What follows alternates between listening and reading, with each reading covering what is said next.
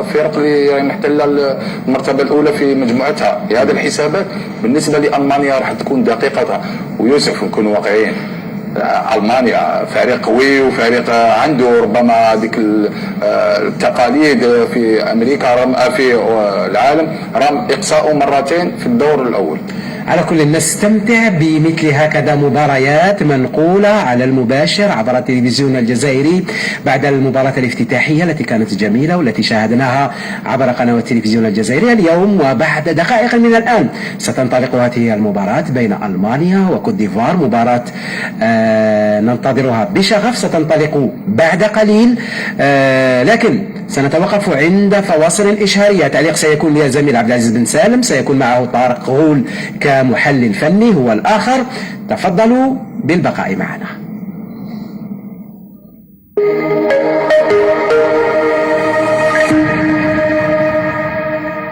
احنا على موعد مع مباريات مليئة بالتقلبات والاحساس، التوتر فيها على مستوياته، الجمهور لا يصدق ما يحدث، هي نفس التسديد ويسدد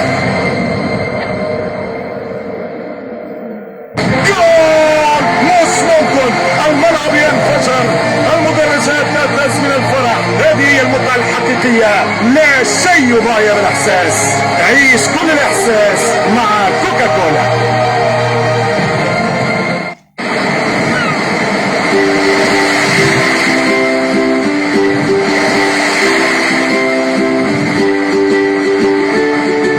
الصيف أحلى مع منتجات سيفيتال.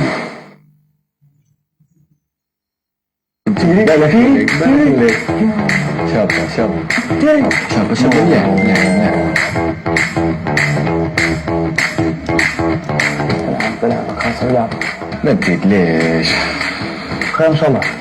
جاز لي ديلي ومازال ما كونسوميتش كريدي تاعي. انت حبيت مع ريفولوشن تاع موبيليس حاجه ما بها، تقدر تجمع لي موبيليسيون تاعك وتكونسومي وقت ما حبيت. اصبراني جاي وبيع والله. ريفولوشن الجيل الجديد من العروض يمنح لك رصيد واحد من موبيليسيونات تستعمله بكل حرية، انترنت، SMS ومكالمات، وزيد الموبيليسيونات اللي يبقاو تديهم معك للشهر الجاي. ريفولوشن حرية أكثر وقيمة أكبر. السلام عليكم. وعليكم السلام. تفضل مرحبا بك. كيس ريفولوشن من فضلك. نعم. العرض صالح لكل التكنولوجيات. موبيليس، معا نصنع المستقبل.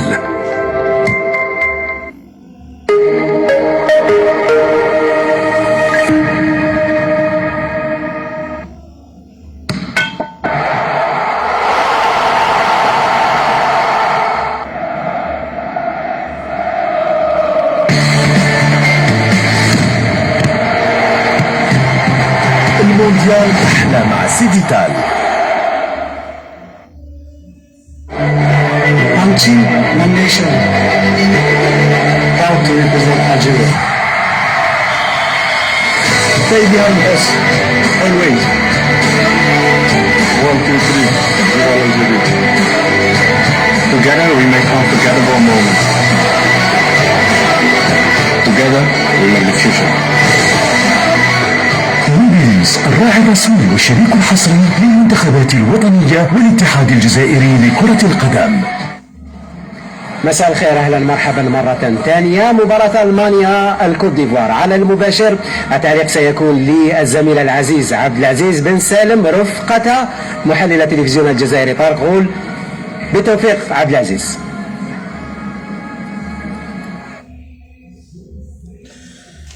السلام عليكم ورحمة الله تعالى وبركاته. أهلا وسهلا مرحبا بكم أصدقائي المشاهدين، صديقاتي المشاهدات عبر كل أقطاب أنحاء العالم، في سياق عدد جديد متجدد فعلا لإطار المرحلة الثانية للمجموعة الخامسة لنهائيات مونديال كأس العالم الولايات المتحدة الأمريكية والمكسيك وكندا 26/2000 بين منتخبي ألمانيا وكذلك كوت ديفوار، بتقديم وتعليق الإعلامي عبد السلام عيدن على القناة الأولى الأرضية للمؤسسة العمومية للتلفزيون الجزائري. طبعا في انتظار دخول الفريقين في هذه اللحظات وبعد ذلك نشيد دولتي ألمانيا وكوت ديفوار.